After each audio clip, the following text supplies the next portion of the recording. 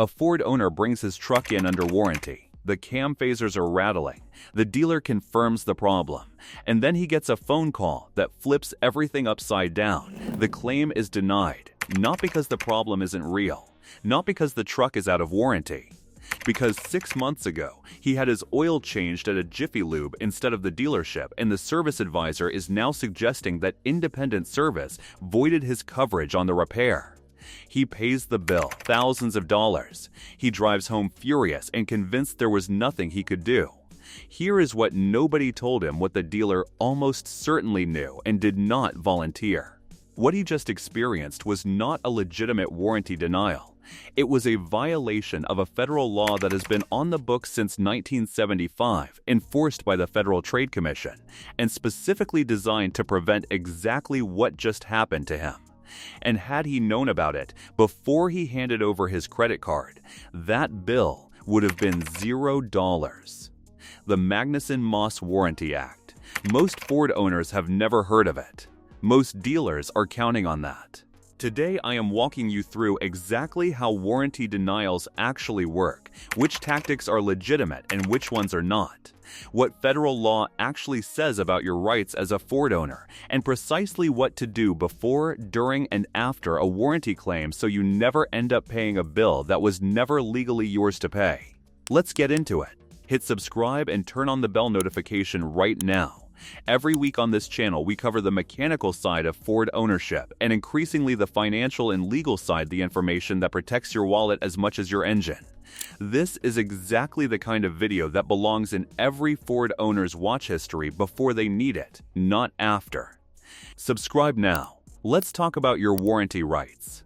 First, understand what your Ford warranty actually is before we get into how claims get denied and why some of those denials are illegal. It helps to be clear about what you are actually dealing with when you take delivery of a new Ford.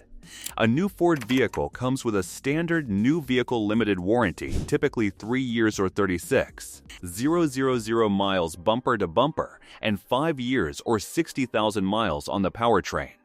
Those numbers cover defects in materials and workmanship.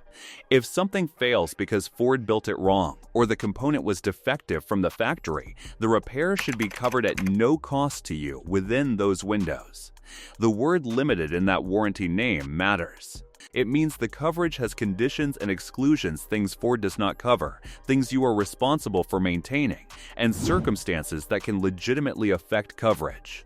Understanding where the legitimate limits are is just as important as knowing where the illegitimate denials happen, because conflating the two is exactly how dealers talk owners into paying bills they don't owe. The federal law sitting over all of this is the Magnuson-Moss Warranty Act, passed by Congress in 1975 and enforced by the Federal Trade Commission. This law was written specifically because manufacturers and dealers were routinely using deceptive warranty practices to avoid honoring coverage, and Congress decided that was unacceptable. The Magnuson-Moss Warranty Act is a federal law that protects consumers when manufacturers fail to honor their written warranties. It applies to all products, including vehicles, and is especially powerful for auto defect cases. What it does for Ford owners specifically is more important than most people realize, and we are going to go through it in detail.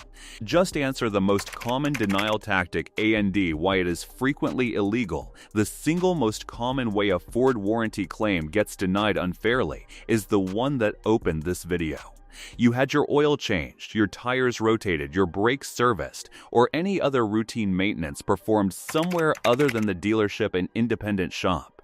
A quick lube change, a trusted local mechanic, and when you bring the truck in for a warranty repair, the dealer suggests that outside service voided your coverage. This claim is illegal in most circumstances, and the Federal Trade Commission has said so explicitly.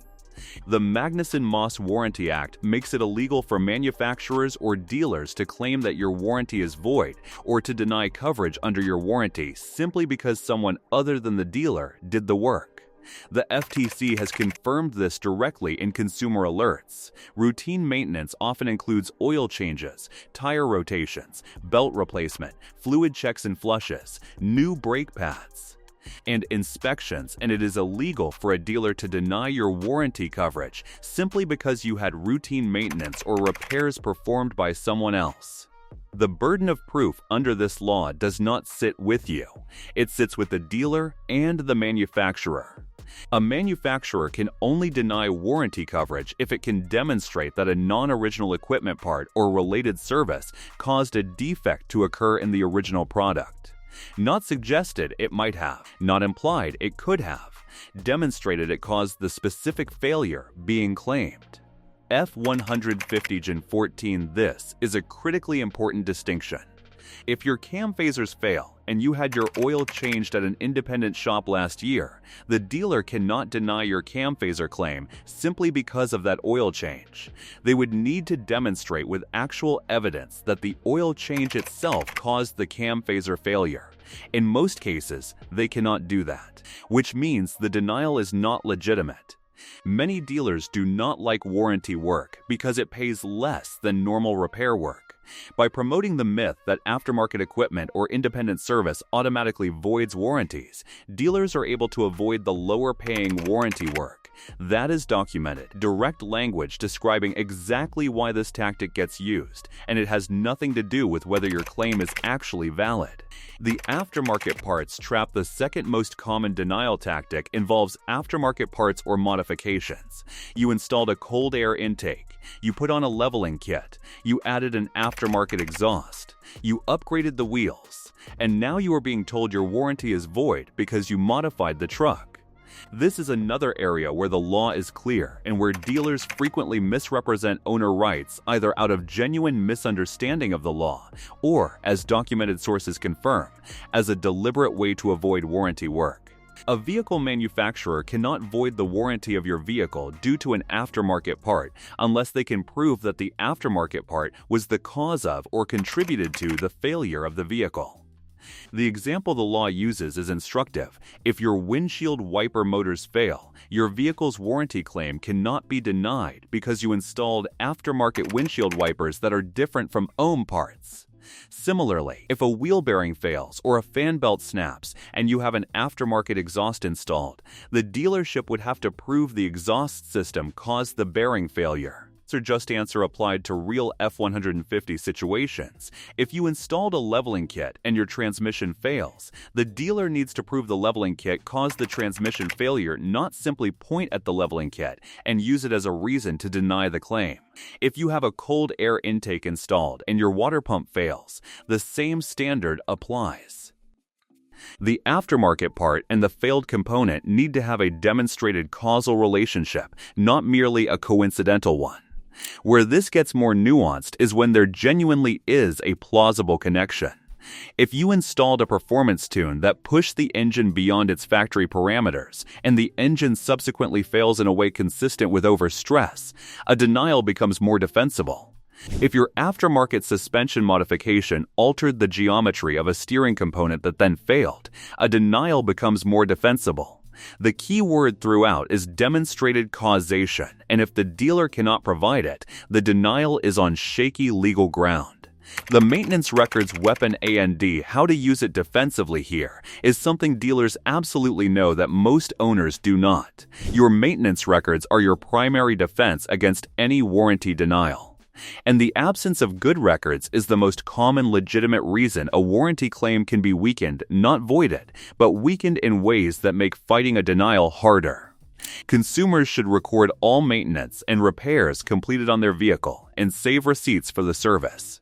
Receipts should be clearly dated and list an accurate description of the parts supplied and service performed. The repair shop should be licensed or certified with the state. F150 Gen 14. This is not just good advice, it is the practical foundation of your warranty rights. If your oil changes at an independent shop are documented with dated receipts showing the correct oil specification and mileage, a dealer claiming that independent servicing caused your engine failure has to argue against a paper trail. If you have no records, the denial becomes easier to construct and harder to dispute. The right oil specification matters specifically for Ford vehicles. Ford's EcoBoost engines specify particular oil viscosity grades, and using an incorrect specification, especially documented on a receipt, is one of the few areas where independent service genuinely can create a legitimate denial argument if that oil choice contributed to a failure. Use the correct specification, document it, and keep every receipt from every service regardless of where it was performed. What to do when a claim is denied if you receive a warranty denial that you believe is unjustified based on what we have covered here. The process for pushing back is specific and sequential. The first step is to get everything in writing. A verbal denial at the service counter is not the same as a documented denial. Request a written statement of the denial including the specific reason cited. Document all communications with the warranty provider. If denied based on inadequate inspection, request a thorough teardown or second opinion. You cannot effectively dispute something that was only communicated verbally and left no paper trail. Design news. The second step is to escalate to Ford directly rather than the dealership.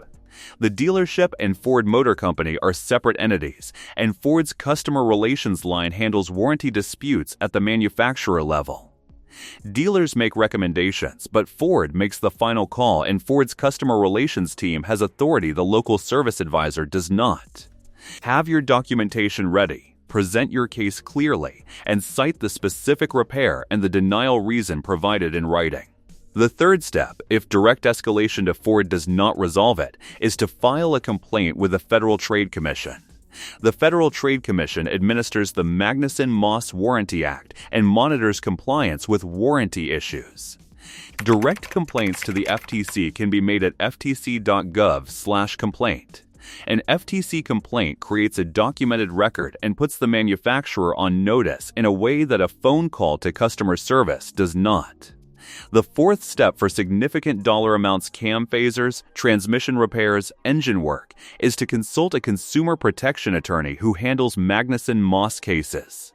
The Magnuson-Moss Warranty Act allows you to sue in federal court for breach of warranty, and it applies for the entire warranty period even if the defect occurs after your state lemon law time limit. Many consumer protection attorneys work on contingency for these cases, meaning they take payment from a settlement rather than upfront fees. Because the law allows attorney fees to be recovered when a manufacturer is found to have violated warranty obligations, just answer what is actually legitimate. Being honest about the limits, being straight with you here, matters as much as anything else in this video. There are legitimate warranty exclusions, and knowing them prevents misplaced frustration and wasted effort. Damage from accidents, misuse, or modifications that demonstrably caused the failure are legitimately excludable. Where items like brake pads, tires, and clutch components on manual transmission trucks are typically not covered under factory warranty because they are expected to wear.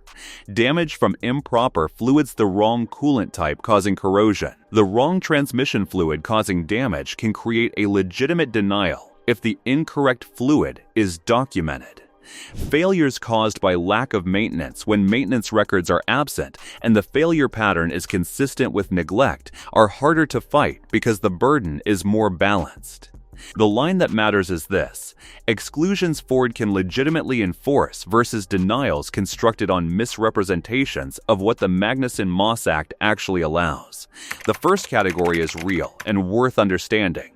The second category is the one this video is about and the one the law gives you specific tools to fight.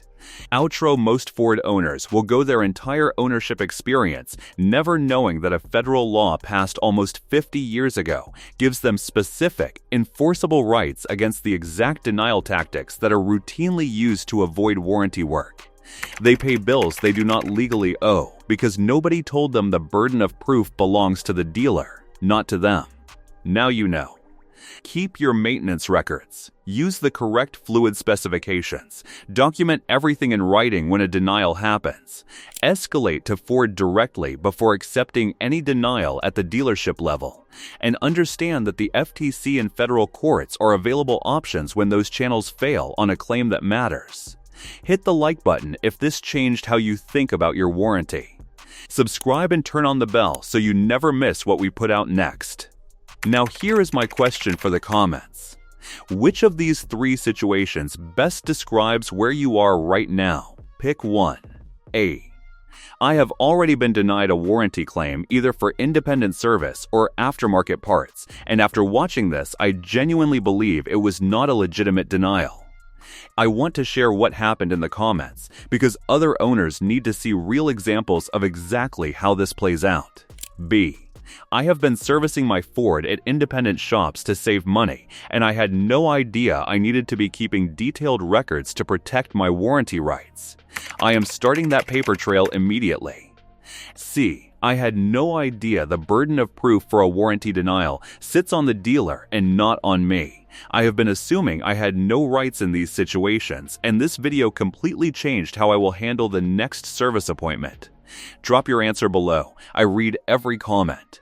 And if you have a specific warranty denial situation, you want to talk through what the claim was, what reason was given, what engine and year you have, put it in the comments, and let's figure out together whether that denial was actually legitimate. See you in the next one.